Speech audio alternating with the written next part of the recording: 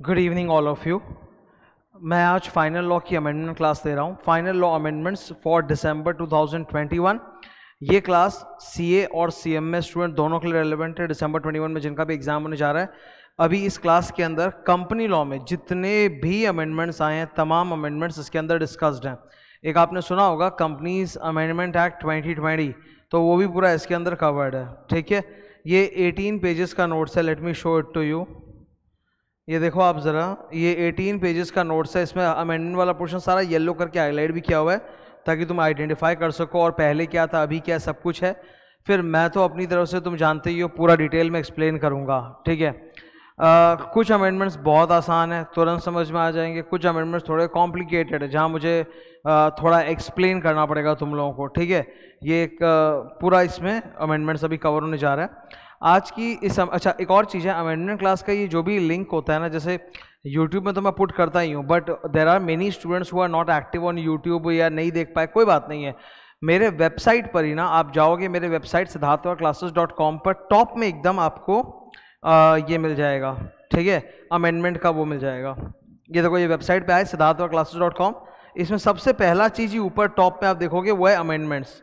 ठीक है, एकदम टॉप पर सबसे पहला चीज़ अमेंडमेंट्स। तो इसको जब तुम क्लिक करोगे तो लाइन बाय लाइन ना मैंने पूरा बना रखा है, एकदम अलग अलग सब्जेक्ट वाइज पूरा अमेंडमेंट्स वो दिखना चालू हो जाएगा। जैसे ये आईसीआई का इंपॉर्टेंट अनाउंसमेंट आया था कि नवंबर 21 जो कि भी दिसंबर 21 हो गया, उसमें सिलेबस में क्या क्या डिलीट हुआ है। तो फाइनल लॉ में 2 डिलीट हो गया ना, सेक्रा एक्ट और सरफेजी एक्ट। फिर कारो 16 एप्लीकेबल है, तो कारो 16 के क्लासेस का लिंक्स भी यहाँ पे डाला हुआ है। ठीक है, वैसे फाइनल लॉ के पहले के अपडेट्स हैं। ईसीबी ओडीआई इंपोर्ट का क्लास, दिसंबर 20 एग्जाम, जुलाई 21 एग्जाम का अमेंडमेंट। तो अभी ये वाली जो क्लास होगी, ये क्या नाम है इसका, ये जो भी मैं पढ़ा रहा हूँ तुमको, इसका नाम क्या है, दिसंबर 21 अमेंडमेंट। ये भी मैं इसका लिंक यहाँ पे पुट कर दूंगा, तो वो कहीं खोएगा नहीं। बहुत सारे स्टूडेंट लोग को ये रहता है कि भाई सर वो पुराना कहाँ है। ये रहा, सारा एकदम लाइन से आपको सजा हुआ लिंक मिलेगा, आप यहाँ पे आके देख सकते हो। ठीक है, फाइनल में टिपिकली क्या होता है कि स्टूडेंट्स लोग एक तो काफ़ी लंबे गैप के बाद 3 साल के बाद एग्जाम देते हैं, ऊपर से 2-3 टर्म 4 टर्म निकल जाना कोई मतलब बहुत मतलब क्या होता है, रेयर चीज़ नहीं है। इट्स वेरी कॉमन कि एक स्टूडेंट है बेचारा 2-3-4 अटेम्प्ट से दे रहा है, तो इसलिए वो पूरे अमेंडमेंट्स का जो भी 2-3-4 टर्म का वो पूरा लगा हुआ रहेगा यहीं पे। ओके, वैसे ही ऑडिट की भी सारे अमेंडमेंट्स यहाँ पर है। दिसंबर 21 का भी जो अमेंडमेंट होगा वो बहुत राई मासा है, बिकॉज मेजॉरिटी इसमें कवर्ड है, वो भी यहाँ पुट हो जाएगा। तो all that amendments is here only. ठीक है,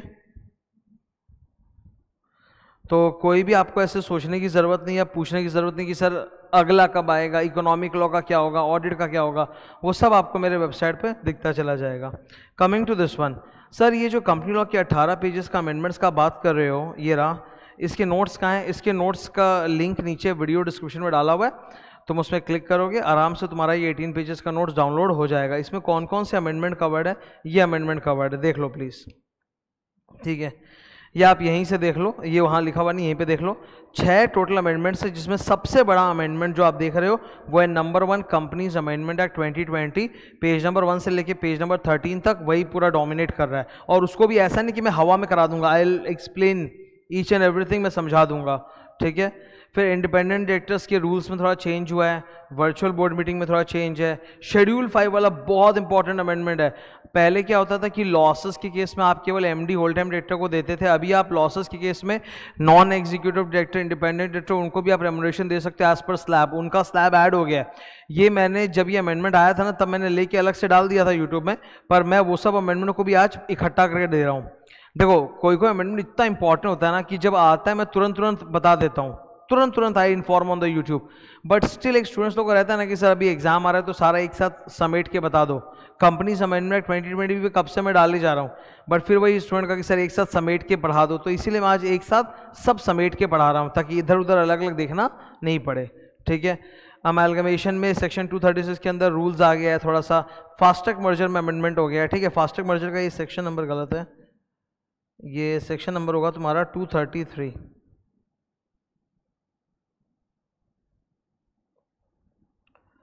fast track merger section number 233, इसमें भी थोड़ा चेंज आया है। तो these are the amendments that we are going to discuss right now. ठीक है, क्लोज कर रहा हूँ इसको, आ जाओ सर। ये एक एक करके, सबसे पहला अपना कौन सा अमेंडमेंट है, कंपनीज अमेंडमेंट 2020। अब उसके अंदर चैप्टर बाय चैप्टर अपने मूव ऑन करेंगे। पहला चैप्टर कौन सा? डायरेक्टर्स। डायरेक्टर्स में क्या अमेंडमेंट आया बता रहा हूँ। इंडिपेंडेंट डायरेक्टर का जो रेमुनरेशन होता है, प्लीज़ ये एक चीज़ मैं बोलना चाहूँगा, ये जो नोट्स है ये एज इट इज़ ओरिजिनल पूरा डाला हुआ है नीचे लिंक में। अब मैं पढ़ाते वक्त तो लिखूंगा बगल में, तो तुम भी अगर चाहो तो वो नोट्स जाओ। ये तो यूट्यूब की क्लास है तो ये तो खोने वाली है नहीं, तुम अभी अगर देख भी रहे हो तो बाद में भी रहेगा ये क्लास। तुम प्लीज़ वो नोट्स डाउनलोड कर लेना और तुम भी बगल में सब लिखते जाना, ठीक है। मेरा हैंड रिटन नोट्स का एक आदत है हमेशा कि मैं लिखते जाऊंगा, मैं मार्क करते जाऊंगा, मैं कॉपी नोट्स बनाऊंगा, वो मेरी हैबिट है। That will always be there. तो वो वीडियो में आपको दिख रहा है, आप उसको देख के अपने आप लिख भी सकते हो, ठीक है। इंडिपेंडेंट डायरेक्टर के रेमुनरेशन में चेंज आया है।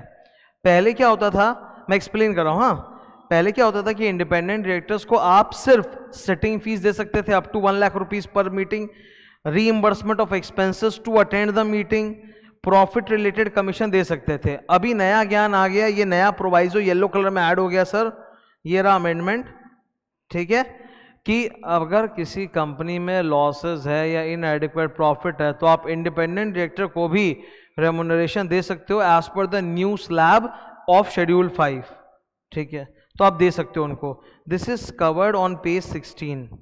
इसी शीट के पेज 16 में शेड्यूल 5 का वो स्लैब आएगा, वहां कवर्ड है ये चीज, ठीक है। तो ये अमेंडमेंट किस चीज को लेके था?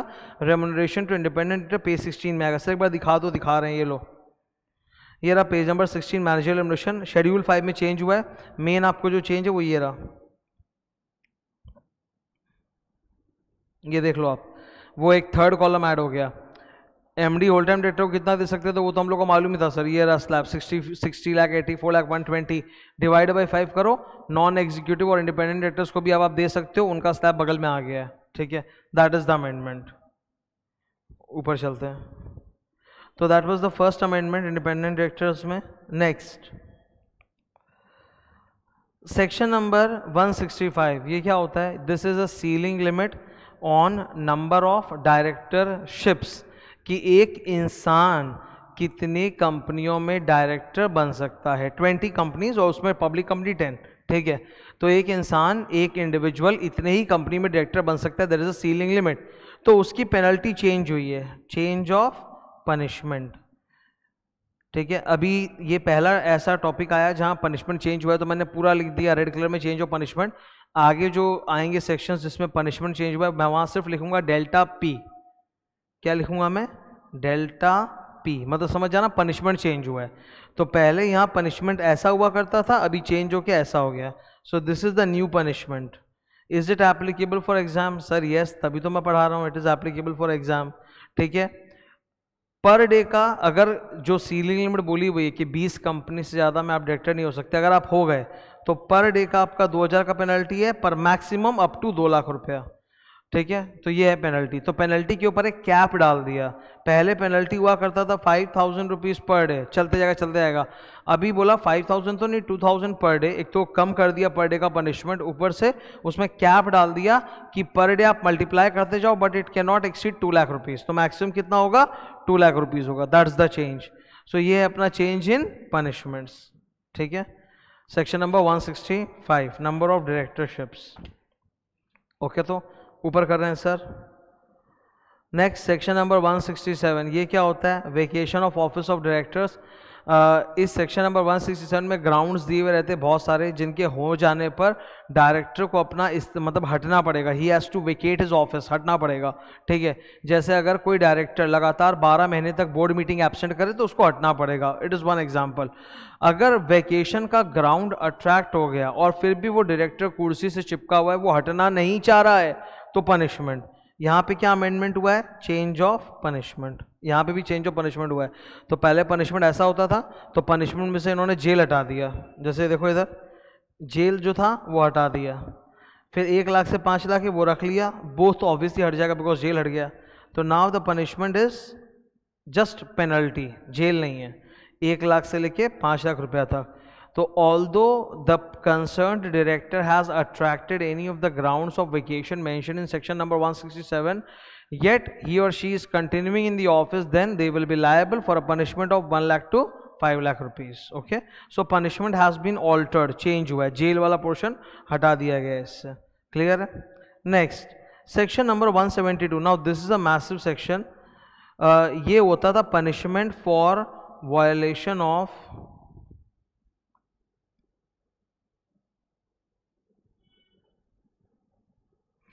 देखो सर, डायरेक्टर्स का जो पहला चैप्टर है, डायरेक्टर्स तो बहुत बड़ा है ना, उसमें 3 चैप्टर्स आते हैं, तो जो पहला चैप्टर होता है appointment and qualification of directors, उसके सेक्शन नंबर का रेंज होता है 149 से लेकर 172। तो 172 नंबर सेक्शन जो है वो सिर्फ पनिशमेंट के ऊपर ही है, सिर्फ पनिशमेंट। वो बोलता है कि अगर सेक्शन नंबर 149 से लेकर 171 तक किसी भी सेक्शन का उल्लंघन किया गया, वायोलेशन किया गया, तो punishment shall be as follows, unless in a particular section punishment खुद का दिया तो फिर वो लगेगा। जैसे 149 से 171 के बीच में अगर किसी सेक्शन का अपना खुद का पनिशमेंट है, जैसे 167 का, तो फिर वो लगेगा, तब ये नहीं लगेगा। लेकिन अगर कहीं पनिशमेंट नहीं है किसी सेक्शन में तो फिर ये लगेगा। सो इधर for violation of 149 to 171 punishment ये हुआ करता था, इसको चेंज कर दिया, दिस नीचे वाला इज द लेटेस्ट पनिशमेंट। ठीक है, इसमें ज़रा देखो, कंपनी के ऊपर मिनिमम पनिशमेंट है 50,000, पर डे का है 500 रुपीज़ पर डे, तो it is 50,000 plus 500 rupees per day. Officer in default पे भी यही है, 50,000 प्लस 500 रुपीज़ पर डे, लेकिन दोनों का जो मैक्सिमम है वो डिफरेंट है। कंपनी के ऊपर मैक्सिमम जाएगा 3 लाख और ऑफिसर पे जाएगा 1 लाख। ये पनिशमेंट किस तरह से डिजाइंड होती है सर? इस तरह से होती है। हम लोग बोलते हैं कंपनी के ऊपर पनिशमेंट है 50,000 rupees plus per day continuing punishment 500 rupees per day, maximum 3 lakh. वैसे ही ऑफिसर पे कितना पनिशमेंट है सर? 50,000 प्लस कंटिन्यूइंग ऑफेंस के लिए 500 पर डे, मैक्सिमम 1 लाख। तो इक्वेशन के फॉर्म में अगर आप सोचना चाहते हो तो आप ऐसे सोच सकते हो, लेकिन अगर आपको वर्ड्स में सोचना है, minimum, continuing per day, maximum, तो फिर ऊपर जो लिख के मैंने दिया है वैसा। ठीक है, तो सेक्शन नंबर 172 था, इसमें भी जो खेल था वो एक ही चीज़ का था कि punishment has been changed. Okay, move up. Section number 178, again इसमें भी पनिशमेंट चेंज हुआ है। सेक्शन नंबर 178 जो होता है उसमें 2 पनिशमेंट है, 177 का भी और 178 का भी, दोनों का पनिशमेंट है इसमें। ठीक है, ये 177 होता है audit committee, if you don't remember, और 178 होता है NRC SRC. 177 is audit committee and 178 is NRC SRC. तो होता क्या है कि 177 के अंदर पेनल्टी लिखा हुआ नहीं है, वो 178 में लिखा है। 178 के अंदर लिखा है कि अगर आप 177 वायलेट करोगे या फिर आप 178 वायलेट करोगे, 177 या 178 कोई भी एक करोगे तो पनिशमेंट एक ही साथ लिखा हुआ है। सो दिस पर्टिकुलर सेक्शन 178 का subsection 8, it contains punishment for both 177 and this section 178, तो दोनों का पनिशमेंट एक ही है। ठीक है, इधर तो इसमें भी भाई पनिशमेंट चेंज हुआ है, वही इसमें अमेंडमेंट है। इसमें से इन्होंने जेल वगैरह हटा दिया और सीधा पेनल्टी का अमाउंट डाल दिया। तो अगर ऑडिट कमेटी का कॉन्ट्रावेंशन हो या एनआरसी एसआरसी का कॉन्ट्रावेंशन हो, पनिशमेंट इज हियर ओनली। आओ पढ़ते हैं। Now I have to show you something special in this. ठीक है, in case of any contravention, please read अंदर का येलो वाला। In case of any contravention of the provision of section number 177 and 178, the company shall be punishable as follows.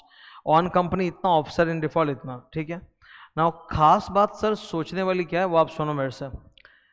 In most of the law जो penalty कहीं भी लिखा रहता है, that is by default assumed to be the maximum penalty, because law की भाषा इस तरह की होती है, पेनल्टी एक्सटेंडिंग अप टू इतना रुपया। कहने का मतलब है कि इतना तक पेनल्टी जा सकता है, जरूरी नहीं कितना जाए, जज आप पे कम पेनल्टी भी लगा सकता है। ठीक है, हर जगह, मतलब मोस्ट ऑफ द टाइम्स आपको लॉ में पनिशमेंट पेनल्टी जो मिलता है उसका टोन ऐसा ही होता है, पेनल्टी अप टू रुपीज इतना, या पेनल्टी विच में एक्सटेंड अप टू रुपीज इतना। इसका मतलब मैक्सिमम पेनल्टी इतना हो सकता है, तो जरूरी नहीं ना कि इतना हो, जज आपके ऊपर कम भी डाल सकता है। Okay, but in very very rare cases आपको देखने को मिलेगा कि पेनल्टी अप टू वाली भाषा नहीं है, सीधा बोला हुआ है पेनल्टी ऑफ इतना। ठीक है, यहां वही भाषा है, इसके बेयर सेक्शन में लिखा हुआ है पेनल्टी ऑफ इतना। पेनल्टी ऑफ इतना का मतलब है कि this is not the maximum penalty, the जज will put this only as the penalty, penalty equal to this. Normally क्या होता है, it is less than equal to 5 lakh, less than equal to 1 lakh, मतलब कि इतना तक डाल सकता है, पर नहीं, यहाँ यही है, मतलब जज will not reduce the penalty. Section बोलता है 5 लाख तो 5 लाख, 1 लाख तो 1 lakh, this is the exact penalty, this is not the maximum penalty. तो ये थोड़ा सा गौर करने लायक चीज है, ठीक है। अगर ये देखो, तुम बोलोगे सर आपको कैसे पता चला, पहली बात तो मुझे इससे पता चला कि मैं पढ़ा हूँ, ठीक है। दूसरी बात, अगर ये मैक्सिमम होता ना तो मैं खुद लिख के देता है यहाँ पे मैक्सिमम, तुमने देखा ऊपर में हर जगह मैं लिख देता हूँ मिनिमम मैक्सिमम, तो ये मैक्सिमम होता तो मैं खुद लिख के देता, ठीक है। बट वैसा है नहीं, और नहीं वैसा कोई मैंने सिंबल बनाया है, तो ये तुम्हारे लिए कि यहाँ पे यही पेनल्टी का अमाउंट है exactly, penalty of 5 lakh 1 lakh, this is not penalty up to 5 lakh, this is penalty of 5 lakh, मतलब जस्ट सीधा 5 लाख 1 लाख का पेनल्टी ठोक देगा। क्लियर है, ये थोड़ा सा केयरफुल रख के याद रखना, मल्टी चॉइस में इसका फायदा उठा लेंगे वो लोग तुमको लिख के दे देंगे डोंट राइट, वो बोलेंगे one option penalty less than equal to 5 lakh, और फिर एक ऑप्शन का पेनल्टी इक्वल टू 5 लाख।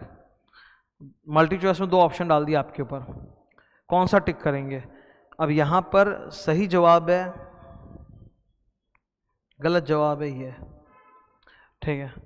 पर ये वही स्टूडेंट एग्जाम में चुन पाएगा जिसने इस डिफरेंस को ऑब्जर्व किया हो, क्योंकि नॉर्मली पढ़ते वक्त अपने ये सब सटल डिफरेंसेस को ऑब्जर्व नहीं करते हैं। तो अगर आपने पेनल्टी का ये डिफरेंस ऑब्जर्व किया तब तो आप पकड़ लोगे कि यार इक्वल टू होगा यहाँ पे, इधर वो लेस देन इक्वल टू का चक्कर नहीं है। अच्छा, one more thing, I have also put up a penalty chart video, the new penalty chart video which is applicable for December 21 examination and onwards. वो पेनल्टी चार्ट का video अलग से आपको यूट्यूब में मिल जाएगा, मेरा डाला है मैंने, कल ही डाला है, ठीक है। न्यू पेनल्टी ऐसे करके लिखा हुआ है, new penalty chart for December 21 and onwards. तो अगर आपको चाहिए कि सारा पेनल्टी सिर्फ बता दो, ये तो आप अमेंडमेंट का पेनल्टी बता रहे हो, and then there are lot of penalties also in the company law which is not yet amended which is the same as earlier, तो वो भी बता दो। तो वो पूरा न्यू पेनल्टी चार्ट मेरा बना के डाला हुआ है, आप देख सकते हो जाके, ओके, डाउनलोड भी कर सकते हो। नेक्स्ट सर आते हैं, section number 184, this again is the case of change of punishment. According to section 184 all the directors must disclose their interest to the company. एक फॉर्म होता है उसका MBP1, तो हर साल की शुरुआत में MBP1 फॉर्म देके बता देंगे भाई कि मैं फलाने कंपनियों में, बॉडी कॉर्पोरेट में, फर्म्स वगैरह में मेरा स्टेक है, आई एम इंटरेस्टेड, तो उनके साथ अगर कभी सौदा हो तो प्लीज़ रिलेटेड पार्टी मान के करना, ऐसा है। तो if the director fails to disclose his interest penalty is this. अब यहाँ पर भी the language is penalty equal to इतना, मतलब it's not less than equal to, this is 1 lakh, ठीक है। तो यहाँ भी लेस देन इक्वल टू नहीं, पेनल्टी ऑफ 1 लाख। तो जेल हटा दिया सर, 1 लाख को रख लिया, जेल हटा दिया इन्होंने और 1 लाख को रख लिया, पर less than equal to 1 lakh के बदले डॉट 1 लाख का पेनल्टी चेप दिया, ठीक है। पेनल्टी ऑफ, ओके, क्लियर है। नेक्स्ट सेक्शन नंबर 187, ये सेक्शन एक आइसोलेटेड सेक्शन होता है, इसका बाकी किसी के साथ कोई लाग लपेट नहीं है, अपना इंडिपेंडेंट पड़ा हुआ अकेला। सेक्शन 187 बेसिकली बोलता है कि कंपनी की जितनी भी प्रॉपर्टी है, असेट्स है, इन्वेस्टमेंट्स है, वो कंपनी के नाम पे होनी चाहिए, because company is a separate legal entity having perpetual succession and common seal, होता है ना वो, तो कंपनी तो एक सेपरेट लीगल एंटिटी है, तो all the assets and investments of the company should be held in companies name and not in the name of someone else, जैसे डायरेक्टर और MD एंड ऑल। और फिर सेक्शन 187 का कुछ एक्सेप्शनल केसेस भी है, 5 एक्सेप्शंस हैं। और फिर सेक्शन 187 का एक रजिस्टर भी होता है MBP3, कि मतलब कंपनी अगर कोई वजह से, जो 5 एक्सेप्शन में बोला हुआ है, उस वजह से कंपनी अगर अपना इन्वेस्टमेंट्स किसी और के नाम पे रखा है तो कोई बात नहीं, आप रजिस्टर में लिख दो कि ये असेट्स से किसी और के नाम पे क्यों है और कितने समय के लिए। तो there is a registered maintenance MBP3। अगर कंपनी इस सेक्शन का वायलेशन करती है तो punishment is as follows. Now punishment में चेंज आया है इसके अंदर भी, ठीक है। This is also about change of punishment. तो पनिशमेंट कंपनी पे कितना है, 5 लाख, और ऑफ डायरेक्टर पे कितना है, 50,000। यहाँ भी टोन लैंग्वेज वही है, पेनल्टी ऑफ। जेल इसमें से भी हटा दिया गया, ठीक है, इसमें से भी जेल हटा दिया गया है। रिलेटेड पार्टी ट्रांजैक्शन महा मशहूर है ये तो, किसको नहीं पता, रिलेटेड पार्टी सब जानते हैं। तो section number 188 related party transaction में क्या होता है, for every related party transaction, जो 7 टाइप से ट्रांजैक्शंस होते हैं अगर रिलेटेड पार्टी है तो आपको बोर्ड रेजोल्यूशन पास करना पड़ता है, और फिर उसका एक थ्रेशोल्ड होता है, अगर वो क्रॉस हो जाए तब तो आपको OR पास करना पड़ता है एंड ऑल दैट। तो अगर कंपनी इसका वायलेशन करेगा तो पेनल्टी है 25, लिस्टेड कंपनी में 25 लाख रुपया, एनी अदर कंपनी में 5 लाख रुपया। ठीक है, इधर भी लैंग्वेज की टोन है,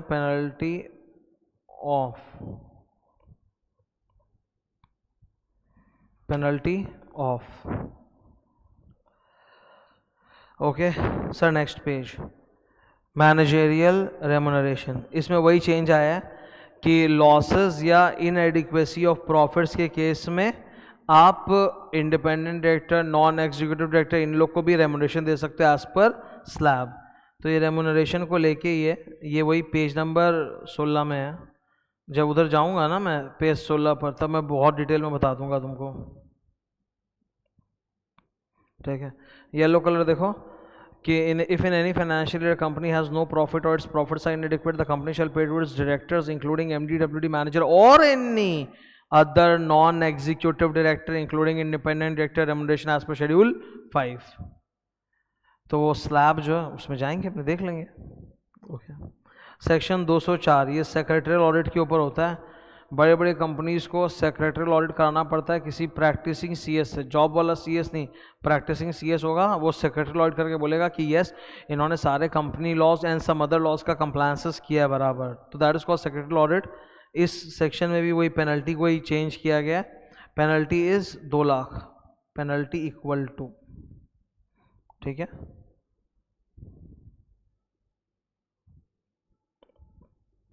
तो पहले पेनल्टी हुआ करता था 1 से 5, 1 से 5, 1 से 5, उसको बदल के कर दिया 2 लाख फिक्स्ड, ना लोअर ना अपर, 2 लाख फिक्स्ड। ठीक है, चेंज ऑफ पनिशमेंट। ये था डायरेक्टर्स चैप्टर का चेंजेस। अब अमालगमेशन चैप्टर में भी पनिशमेंट्स चेंज हुए हैं। सेक्शन 230 और 232 अमालगमेशन चैप्टर में सबसे बड़ा 2 सेक्शन होता है, 230, 232। 232 is about amalgamation of companies, the main one. 230 तो जनरल होता है कॉर्पोरेट रिस्ट्रक्चरिंग को लेकर, 232 स्पेसिफिकली अमालगमेशन को लेकर होता है कि भी 2-3 कंपनी मर्ज हो रहा है या फिर डीमर्ज हो रहा है कोई एक कंपनी, उसको लेके। तो इस सेक्शन में पनिशमेंट कितना है ये देख लो, company and officer in default पर सेम पनिशमेंट है।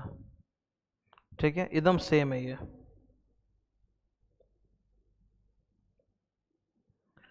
20,000 रुपया मिनिमम प्लस 1,000 रुपया per day up to maximum 3 lakh. ठीक है, ये सेक्शन नंबर 232 में ये जो पनिशमेंट है किस चीज़ के लिए? Sir it is for violation of 238 का 5। ठीक है, ये वायलेशन के लिए।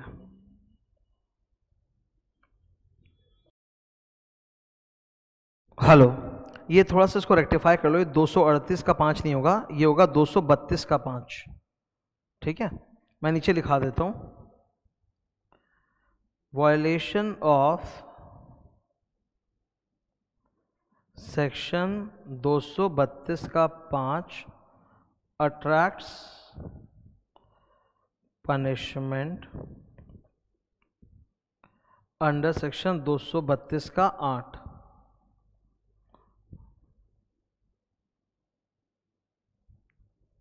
अब ये 232 का 5 क्या होता है? Failure to file NCLT's order with ROC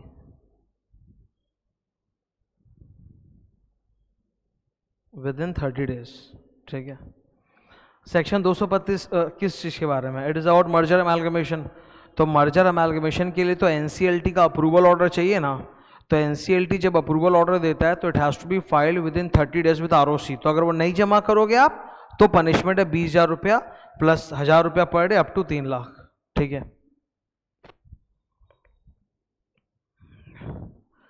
that was 232 का 8। तो ये था अमेलगमेशन। अब नेक्स्ट ऑपरेशन।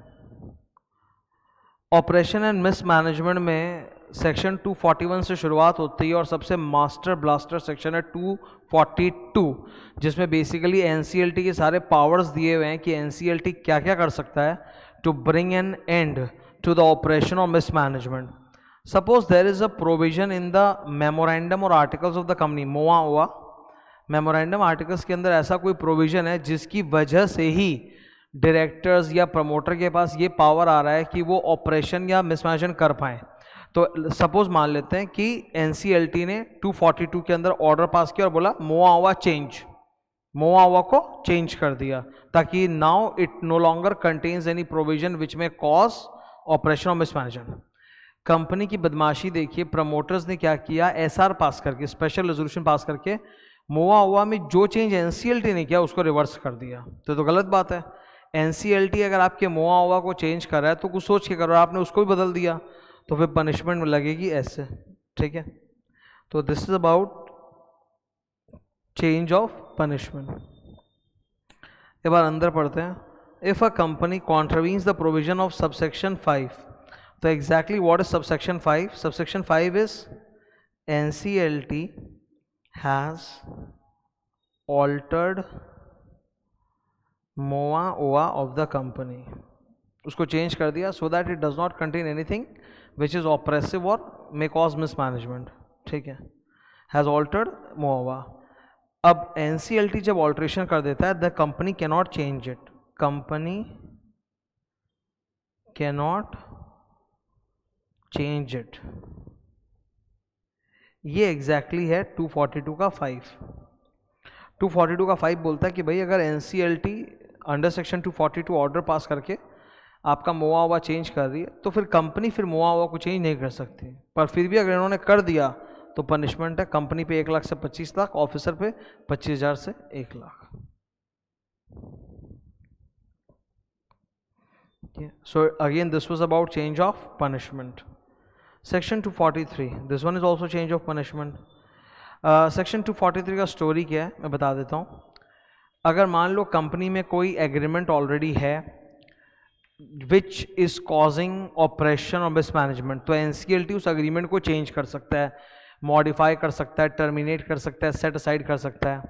वैसे ही अगर कोई बंदा कंपनी में एमडी है, डब्ल्यूटीडी वगैरह है, टॉप पोजीशन पे है और वो बंदा ही ऑपरेशन मिसमैनेजमेंट का जड़ है, तो एनसीएलटी उसको भी हटा सकती है, उसके साथ भी कंपनी का जो एग्रीमेंट है उसको चेंज कर सकती है, alter, modify, terminate, set aside जो भी करना कर सकती है, ठीक है।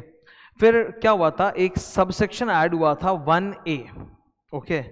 243 में एक सबसेक्शन ऐड हुआ था 1A। वो सेक्शन ये सबसेक्शन ये बोलता है कि after due investigation and inquiry, NCLT को अगर लगता है कि कोई पर्सन है जो फिट एंड प्रॉपर नहीं है, the person is not fit and proper to hold such office, तब फिर एनसीएलटी उसको डिसक्वालीफाई कर देगा फॉर 5 years, उस पर बैन लगा देगा, ओके। तो अगर आप एनसीएलटी के मॉडिफिकेशंस और चेंजेस वगैरह को नहीं फॉलो कर रहे हो, नहीं मान रहे हो, तो आपके ऊपर पनिशमेंट है, ठीक है। Any person who knowingly acts as a MD or other director or manager in contravention of subsection 1 और subsection 1A, सबसेक्शन 1 में उनके साथ जो अग्रीमेंट था उसको हटाया गया, सबसेक्शन 1A में उनको डिक्लेयर किया गया that you are not a fit and proper person, you are disqualified from being appointed in a similar position in any company for 5 years, और फिर भी वो कर रहा है, ऐसा नहीं मान रहा आदेश को, तो पेनल्टी है अप टू 5 लाख। अब देखो यहाँ पे पेनल्टी का भाषा अप टू है, कैसे पता चला? लैंग्वेज देखो ना, मैंने क्या लिखा है, fine less than equal to, इसका मतलब पेनल्टी अप टू 5 लाख, कम भी हो सकता है, ठीक है। तो ये था 243 का change. Next 247 registered valuer, change of punishment है इसमें भी। यू नो रजिस्टर्ड वैल्यूअर को लेके बहुत सारे रूल्स होते हैं जो हमने क्लास में डिस्कस किए थे। एक मोटा मोटा जो 247 का एक बहुत ही इंपॉर्टेंट ज्ञान है वो बता देता हूँ मैं, कि रजिस्टर्ड वैल्यूअर ना बायस्ड नहीं होना चाहिए, अनबायस तरीके से, प्रोफेशनल तरीके से असेट का वैल्यू निकालेगा, और जिस असेट का लैंड बिल्डिंग का वैल्यूएशन करना है, he should not be personally interested in that asset either 3 years before his appointment as a valuer or after 3 years from the date he has conducted the valuation. तो ना 3 साल पहले ना 3 साल बाद, he should not be interested in that particular asset जिसका value निकाल रहा है। तो अगर रजिस्टर्ड वैल्यूअर कॉन्ट्रावेंशन करता है इन सब रूल्स का, सेक्शन का, तो पनिशमेंट क्या है, ठीक है। पनिशमेंट, पहले पनिशमेंट का रेंज हुआ करता था, ये देखो इधर,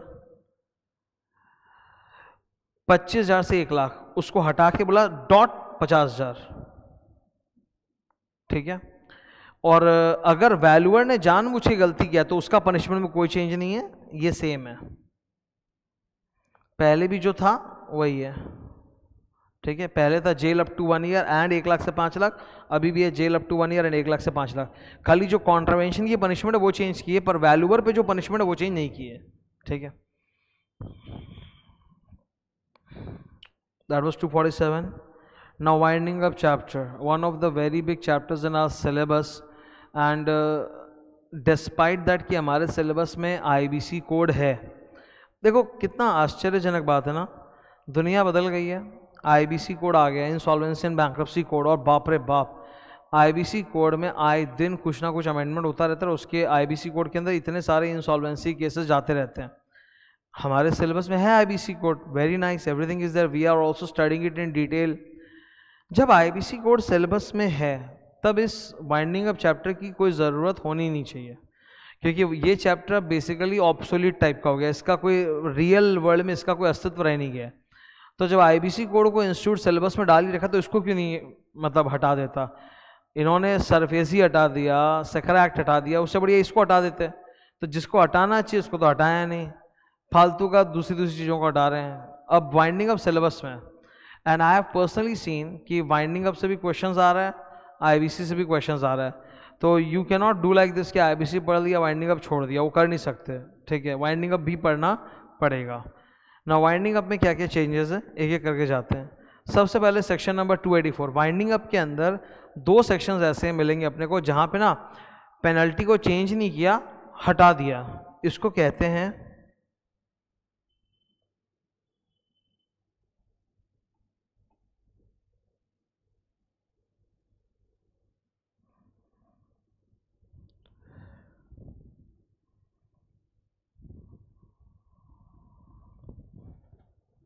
डीक्रिमिनलाइजेशन। मतलब इस सेक्शन में पहले पनिशमेंट हुआ करता था, तो अभी उन्होंने उस पनिशमेंट को हटा दिया। Just to show it to you, ये टॉपिक क्या बता देता हूँ मैं थोड़ा। जैसे कि एक कंपनी वाइंडिंग अप में गई तो लिक्विडेटर आएगा कोर्ट की तरफ से, NCLT will send a liquidator, उसको बोलते हैं कंपनी लिक्विडेटर। तो company liquidator will have to manage the affairs of the company, sell the assets, pay off the creditors.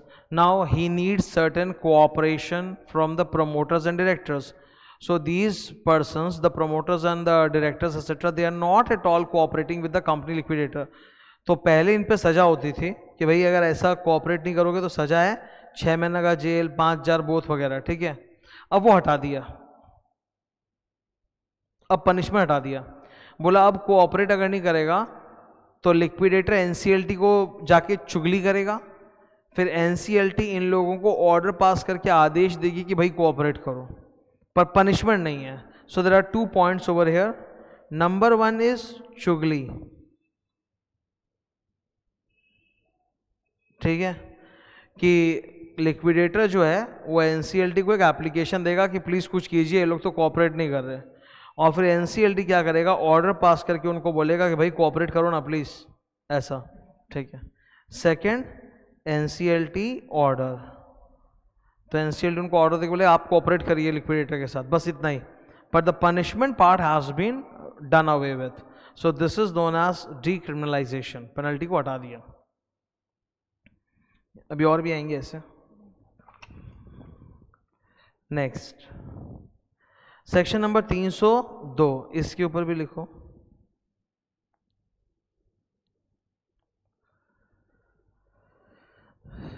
इसमें कुछ चेंज भी हुआ है, छोटा सा एक अमेंडमेंट भी है, एंड इसमें डीक्रिमिनलाइजेशन भी किया है।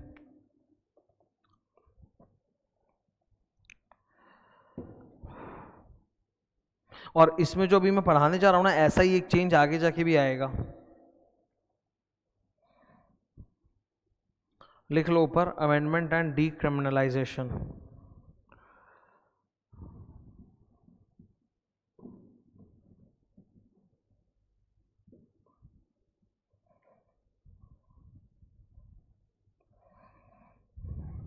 Okay, amendment and decriminalisation.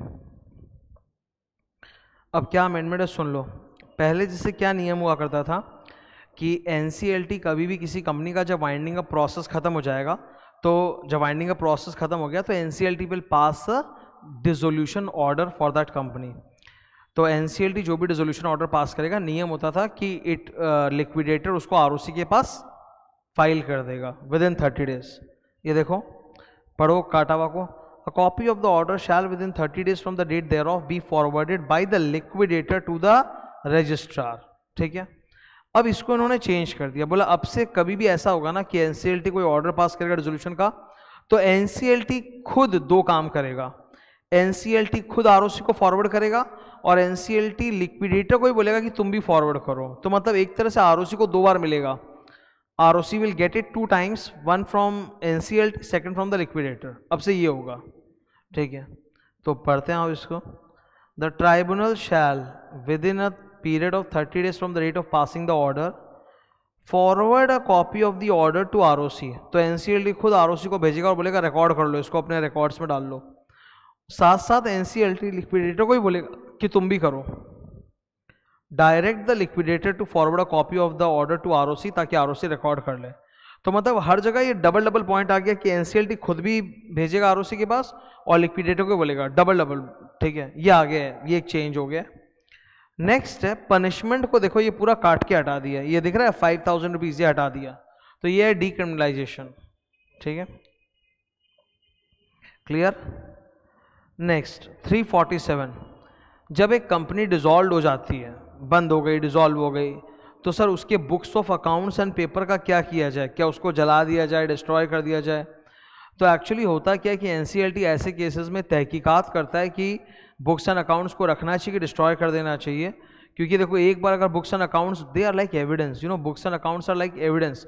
अगर आप उसको डिस्ट्रॉय कर दोगे तो कल को अगर कोई बहुत बड़ा घोटाला, स्कैम अंदर होगा भी, तो वो कभी पता नहीं चलेगा।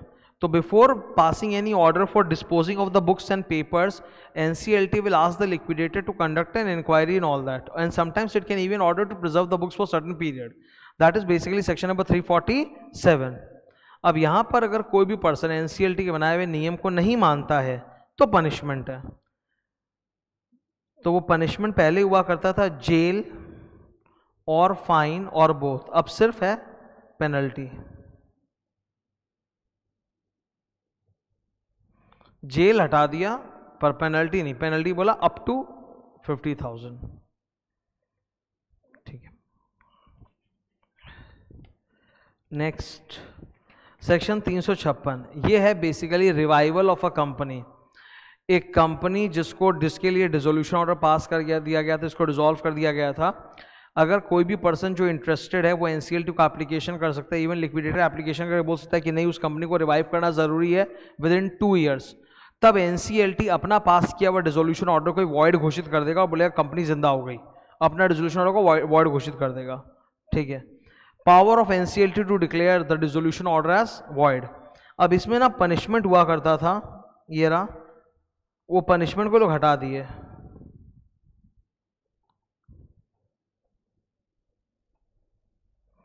ठीक है, उसके बदले बोल दिया कि वो जो ऑर्डर पास करेगा ना NCLT का, जो नया ऑर्डर आया, let's call it revival order. Revival order मतलब वो डिसोल्यूशन ऑर्डर को वॉइड करने वाला। तो उसमें बोला दो बात है, ट्राइब्यूनल खुद भी ROC को भेजेगा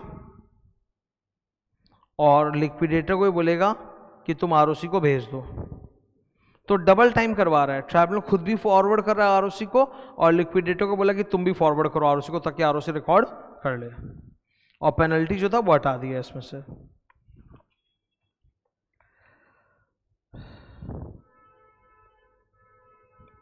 ठीक है, वाइंडिंग अप वाले अमेंडमेंट्स हो गए। अब फॉरेन कंपनी का जो चैप्टर है उसका असली नाम है CIOI। CIOI का फुल फॉर्म है, as you can see, company incorporated outside India. It is not necessary that all the companies that are incorporated outside India will carry some kind of a business in India. No, there are many companies जो बाहर हैं और बाहर ही काम करते हैं, जिनका India में कोई प्रेजेंस नहीं है, उनको हम लोग सिर्फ और सिर्फ CIOI बोलते हैं। Okay, foreign company under section 2 का क्लॉज 42 डिफरेंट होता है। Foreign company is a CIOI which has a business presence in India. So there are two types of CIUI that you can imagine in your mind. Number one, CIUIs which don't have any presence in India, तो they are outside, उनको उतना regulate कोई कर भी नहीं सकता unless they issue IDR in India. And दूसरा हो सकता है CIUI having a business presence in India and they are known as foreign companies. तो सर इसका जो प्रथम सेक्शन है 379, उसी में एक चेंज आ गया. 379 का सेक्शन क्या था basically? This section used to give power to central government कि सेंट्रल गवर्नमेंट चाहे तो किसी भी सर्टेन क्लासेस ऑफ CIUI को इस चैप्टर से एग्जेम्पशन दे सकता है. और इसीलिए एक प्रोवाइजो डाला हुआ था यहाँ पे. ठीक है, ये रहा प्रोवाइजो कि central government particular class of foreign companies को एग्जेम्प्ट कर सकता है फ्रॉम ऑल और any of the provisions of this chapter, foreign company chapter. तो प्रोवाइजो हटा दिया. Why they have removed the proviso? Because they have inserted a new section 393A. ये जो प्रोवाइजो वाली बात है ये हटा के एक नया सेक्शन बना के डाल दिया 393A और बोला कि सेंट्रल गवर्नमेंट के पास पावर है कि वो किसी भी फॉरेन कंपनी को या किसी भी CIUI को सर्टन क्लास ऑफ सेक्शन से in this foreign company chapter exempt कर सकता है. तो ये प्रोवाइजो से हटाया है यहां से और नीचे डाल दिया है. ये रहा अपना नया सेक्शन. ठीक है, सेंट्रल गवर्नमेंट के पास पावर है कि वो किसी भी particular class of foreign company या CIUI को इस चैप्टर के सर्टेन सेक्शन से एग्जेम्पशन दे सकता है. The central government may by notification exempt any class of foreign company या CIUI. ठीक है, as from any of the provision of this chapter. और फिर बाद में पार्लियामेंट में उसका कॉपी ले डाउन कर देगा. तो बेसिकली जो मैंने अंडरलाइन किया खाली वो पढ़ो. CIUI किसी भी फॉरेन कंपनी या अदर सेंट्रल गवर्नमेंट किसी भी फॉरेन कंपनी या CIUI को इस चैप्टर के कुछ सेक्शन से एग्जेम्पशन दे सकता है. ये तो ठीक है. अब मैं तुमको एक चीज लिखाने जा रहा हूं जो एक्चुअली दिसंबर 21 के लिए एप्लीकेबल नहीं है, मई 22 एग्जाम या उसके बाद के लिए एप्लीकेबल है, but it is very nice, इसलिए मैं बताना चाहता हूं.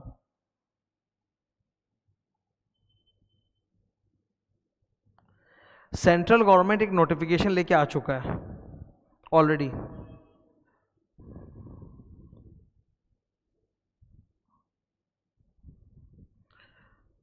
ये एग्जाम्पल तुम खाली एग्जाम्पल की तरह लो समझने के लिए कि हाँ समझ में आ गया 393A क्या है.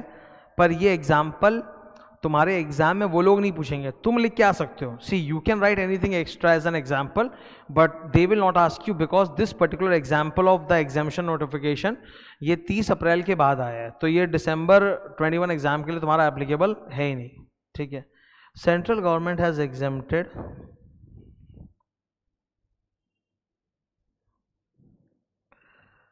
FC and CIUI which issue securities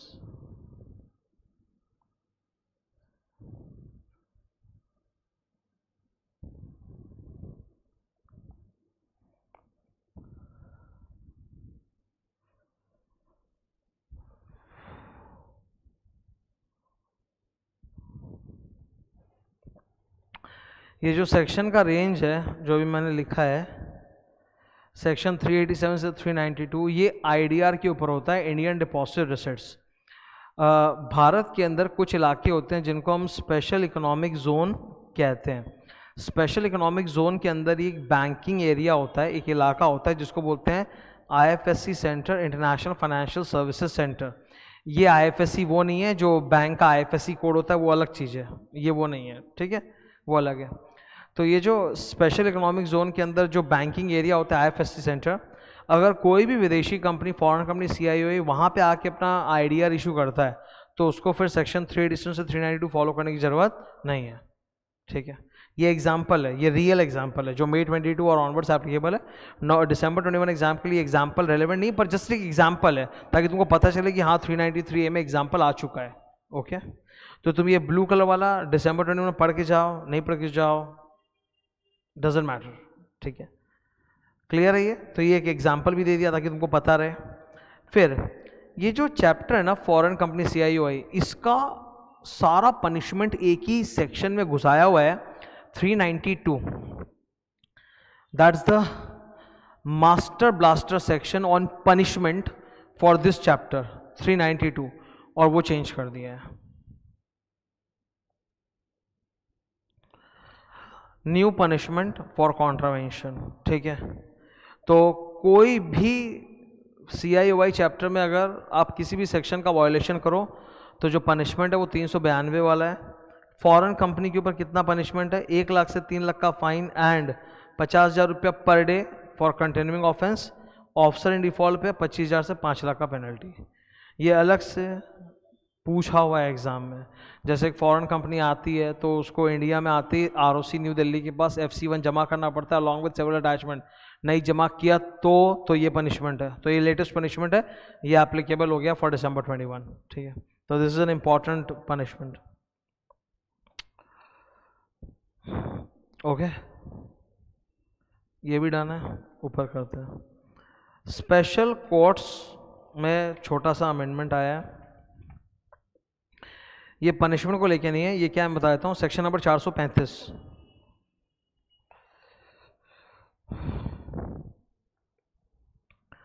section 435 special courts, चर्चा कर रहा हूँ इसके बारे में। गवर्नमेंट ऑफ इंडिया जो है वो चाहे तो for speedy trial of offences under this act जितने भी स्पेशल कोर्ट्स चाहे तो एस्टैब्लिश कर सकता है या डेजिग्नेट कर सकता है। पहले ये मतलब समझ जाओ इस सेक्शन का, तब तुमको वो अमेंडमेंट समझ में आएगा जो लिखा हुआ है, ठीक है। देखो, या तो आप एस्टैब्लिश करो, एस्टैब्लिश मतलब होता है नए नए स्पेशल कोर्ट्स बनाना, क्रिएट करना, या फिर आप डेजिग्नेट करो। डेजिग्नेट का मतलब क्या होता है कि भारत में ऑलरेडी बहुत सारे डिस्ट्रिक्ट कोर्ट्स हैं, तो उसी में से किसी किसी को आप स्पेशल कोर्ट डेजिग्नेट कर सकते हो। तो either the government will establish new special courts or will designate the existing district court session court as special courts. For what? For speedy trial of offenses, ताकि फटाफट ट्रायल हो सके, मुकदमा हो सके और सुनवाई हो सके of offenses under this act, except section 452। अब ऐसा क्या बात हो गया कि आपने सेक्शन 452 को एक्सक्लूड किया?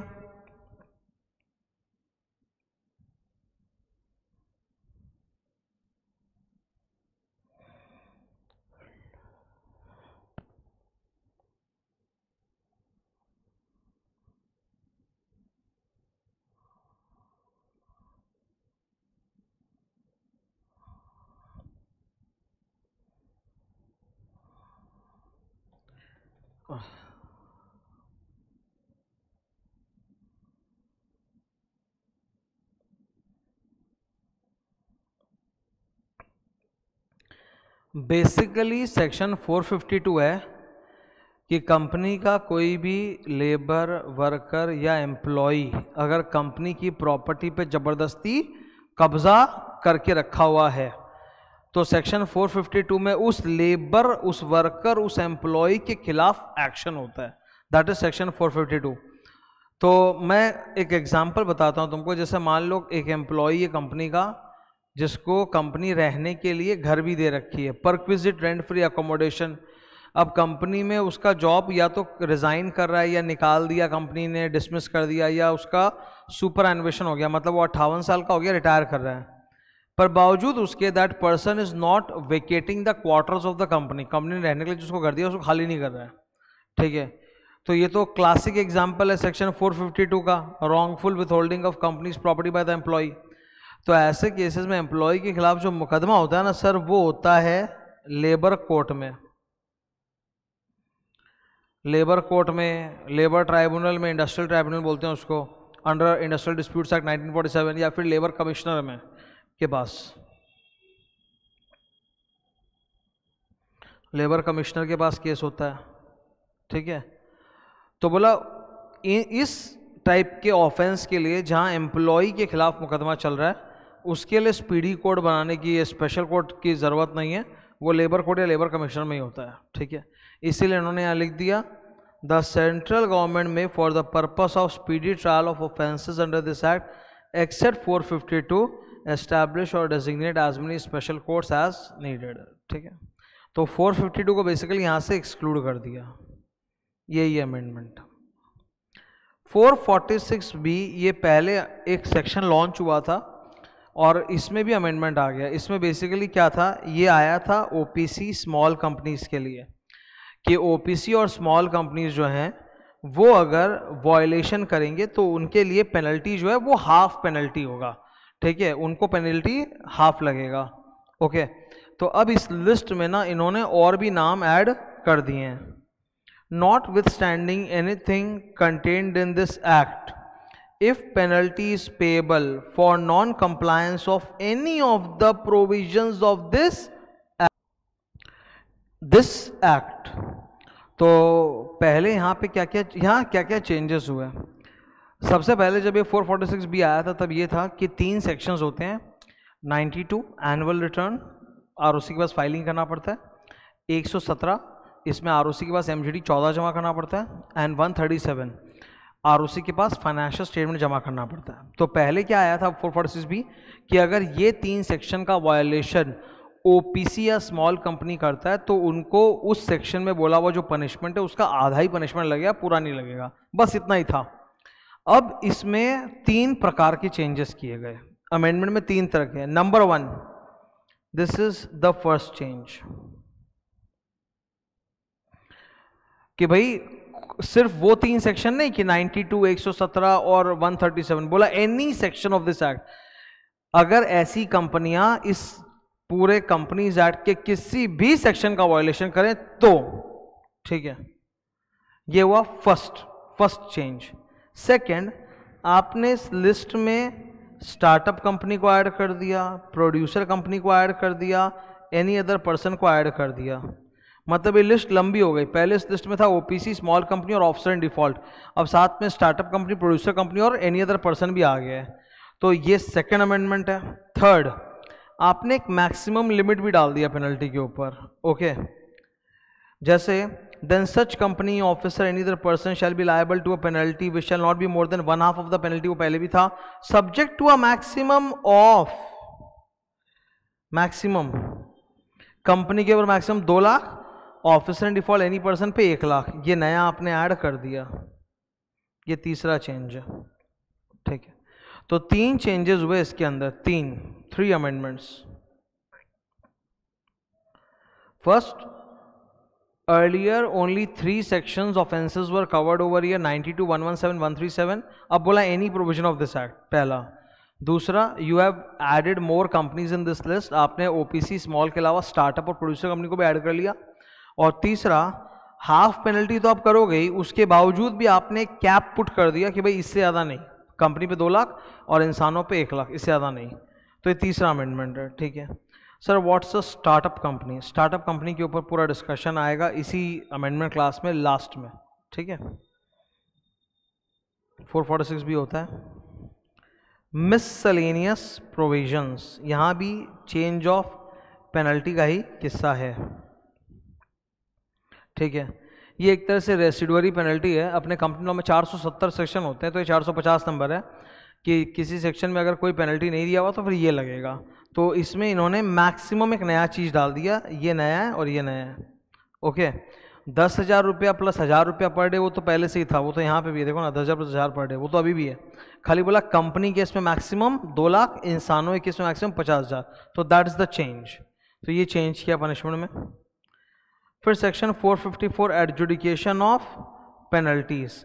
454 एडजुडिकेशन में क्या होता है कि कंपनी लॉ में कोई भी वायलेशन होता है तो एक बंदे को एडजुडिकेटिंग ऑफिसर अपॉइंट करा जाएगा जो आपके मामले की तहकीकात करेगा, हेयरिंग करेगा और फिर पेनल्टी ऑर्डर इम्पोज करेगा आपके ऊपर। ठीक है, तो एडजुडिकेटिंग ऑफिसर जो होता है वो आपके ऊपर पेनल्टी इम्पोज करता है और आपको निर्देश देता है कि आप अपनी गलती को सुधार लीजिए। ठीक है, अब यहाँ पर इन्होंने एक ज़बरदस्त प्रोवाइजो डाला है और बहुत ऑसम लेवल का है। मैं पहले एक बार स्टोरी बता देता हूँ। Every company is required to make 2 annual filings with ROC. हर कंपनी को आरओसी के पास हर साल 2 डॉक्यूमेंट फाइल करने मैंडेटरी हैं, annual return under section 92 annual return का फॉर्म क्या होता है MGT 7 और ये OPC स्मॉल कंपनी वगैरह के लिए MGT 7 है बोल के कॉर आया है, ठीक है। तो एनुअल रिटर्न, और दूसरा होता है under section 137 financial statement file करना पड़ता है AOC 4। तो every company has to file 2 documents, annual return and financial statement with ROC every year. वो नहीं फाइल करने पे पनिशमेंट है वगैरह वगैरह वगैरह। अब इन्होंने क्या ज़बरदस्त बोला कि मान लीजिए कोई कंपनी ने फाइलिंग नहीं किया, वो 2 डॉक्यूमेंट का फाइलिंग नहीं किया, ठीक है। अब एडजुडिकेटिंग ऑफिसर पहले एक शोकॉज नोटिस भेजता है। अगर शोकॉज नोटिस भेजने के पहले ही कंपनी अपनी गलती सुधार के फॉर्म जमा कर देती है, या फिर शोकॉज नोटिस मिलते ही 30 डेज के अंदर फॉर्म जमा कर देती है, तो फिर एडजुडिकेटिंग ऑफिसर उनके ऊपर कोई पनिशमेंट पेनल्टी इंपोज नहीं करेगा। तो ये एक्चुअली देखा जाए तो प्रैक्टिकल बहुत बड़ा एक प्रॉब्लम सॉल्व हो गया। ये हुआ प्रैक्टिकल अमेंडमेंट कि एक नॉर्मल जब आप आर्टिकलशिप वगैरह काम करते हो तो होता है कि बहुत सारी कंपनियां बनी हुई हैं पर जमा नहीं हुआ, तो उसका भयंकर भयंकर पनिशमेंट ये लोग ठोक देते हैं। तो ये बोला कि शो कॉज नोटिस आते ही अगर 30 दिन में जमा कर देते हो तो कोई पनिशमेंट नहीं डाला जाएगा आप पे, ठीक है। एग्जामिशन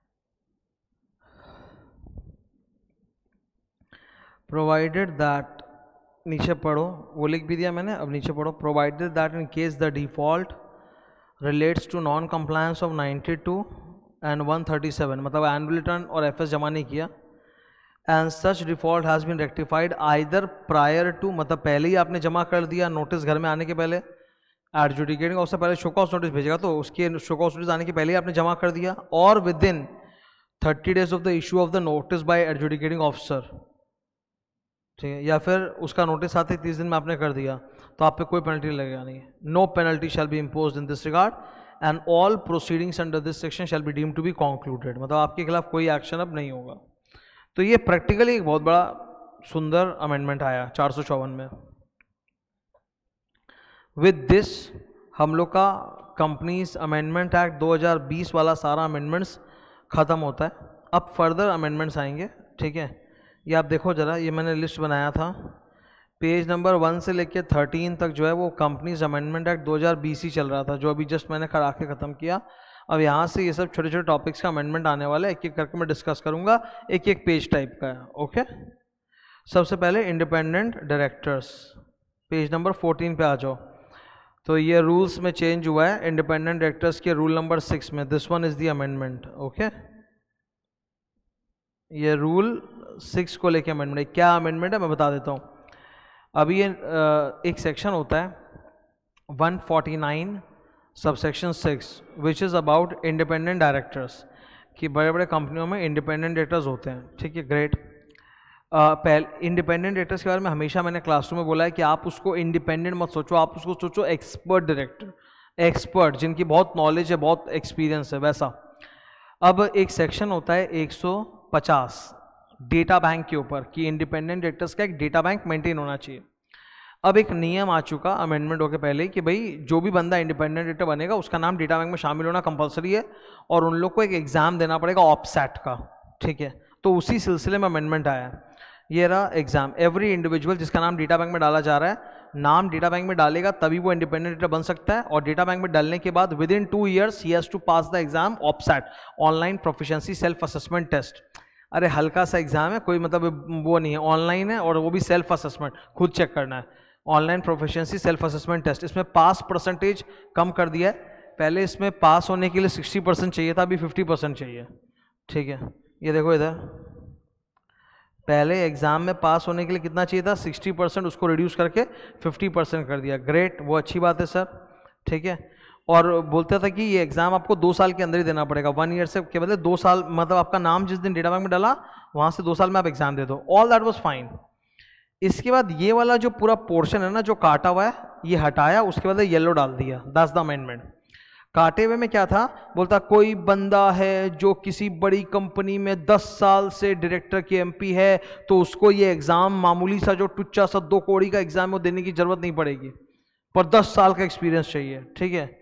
अब इन्होंने ये हटा दिया, इसके बदले रिलैक्स कर दिया, बोला अगर 3 साल का भी एक्सपीरियंस है, कितने का, 3 साल का भी एक्सपीरियंस, और वो भी इन सब बड़े बड़े कंपनियों में, लिस्ट बड़ा कर दिया, और भी 2 चीज़ और है, तो अगर वो है तब फिर आपको एग्जाम देने की जरूरत नहीं है, ठीक है सर।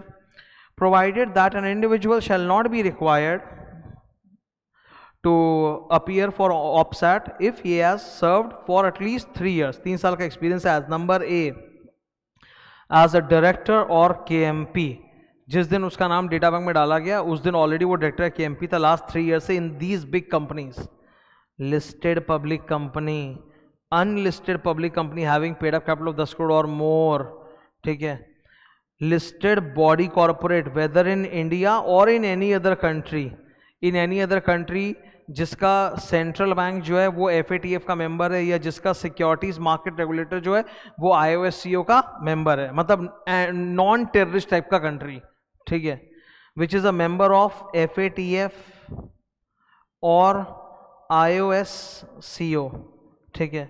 जैसे हमारा देश का जो रिजर्व बैंक ऑफ इंडिया है, RBI, central bank, reserve bank of India, वो FATF का मेंबर है, ठीक है। वैसे हमारे देश का जो स्टॉक मार्केट रेगुलेटर है SEBI, वो IOSCO का मेंबर है। तो मतलब कोई भी देश हमारे जैसा जैसे हमारे देश का reserve bank of India FATF का मेंबर है, या हमारा SEBI IOSCO का मेंबर है, वैसे किसी और देश का भी तो होगा, बहुत सारे देश हैं। तो बोलता है या तो वो कंपनी हमारे देश में लिस्टेड है बॉडी कॉर्पोरेट, या वहाँ लिस्टेड है, ग्रेट। एक नया चीज इन्होंने विदेशी बॉडी कॉर्पोरेट्स को भी इंक्लूड कर लिया, बोला those body corporates outside India जिनका पेड अप कैपिटल $2 मिलियन या उससे ज्यादा है। जैसे इंडिया में इन्होंने बोला कि इंडिया की कोई अनलिस्टेड कंपनी जिसका पेड अप कैपिटल 10 करोड़ या उससे ऊपर है, वैसे विदेशी कोई कंपनी जिसका पेड अप कैपिटल $2 मिलियन या उससे ज्यादा है वो भी, या फिर स्टैट्यूटरी कॉर्पोरेशंस जो किसी स्टैट्यूट में बने, there are lot of statutory corporations in India, ठीक है। स्टेट बैंक ऑफ इंडिया इसका एग्जांपल है स्टैट्यूटरी कॉर्पोरेशंस का। तो बोला वो बंदा अगर इन सब में किसी में भी डायरेक्टर या KMP रह चुका है फॉर एटलीस्ट 3 ईयर्स, तो उसको ऑफसेट का एग्जाम नहीं देना पड़ेगा, ओके।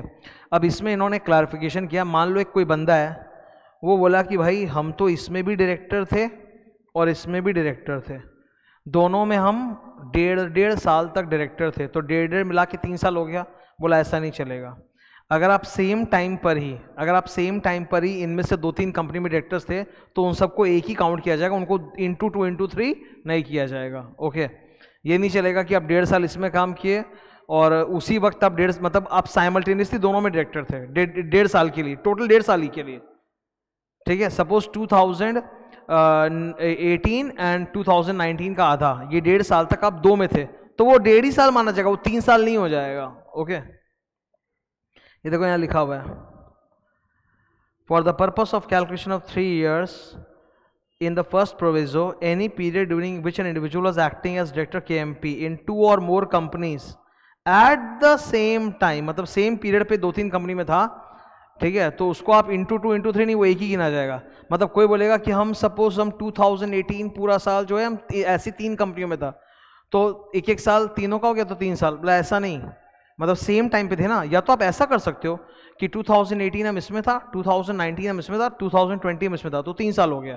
तो it has to be like that 3 years, it can not be that in one, एक साल में 3 साल का मजा नहीं चलेगा, सिंपल बात, ठीक है। सेकंड कैटेगरी बोला सरकारी officers, okay, any person who has served for at least 3 years at the pay scale of director और अबव। यहाँ डायरेक्टर मतलब कंपनी का डायरेक्टर नहीं है, सरकार के अंदर, गवर्नमेंट के अंदर जो टॉप पोजीशंस होते हैं ना उसको भी डायरेक्टर बोला जाता है। तो who has worked in the pay scale of director above in MCA, MCI, MHIPE, सबका फुल फॉर्म लिखा है मैंने, and has experience in handling matters related to corporate law, securities law or economic law. या फिर he has served in the pay scale of chief general manager or above in SEBI, RBI, IRDA, PFRDA, ठीक है, and has demonstrated experiences in handling matters related to corporate law, economic law, SEBI law. तो ऐसा बंदा को offset का exam देना नहीं पड़ेगा, ये चेंज है, ठीक है। सो ये अमेंडमेंट आया, ये ऑफसेट के एग्जाम को लेके आया रूल 6 में। नेक्स्ट अमेंडमेंट बोर्ड मीटिंग को लेके आया।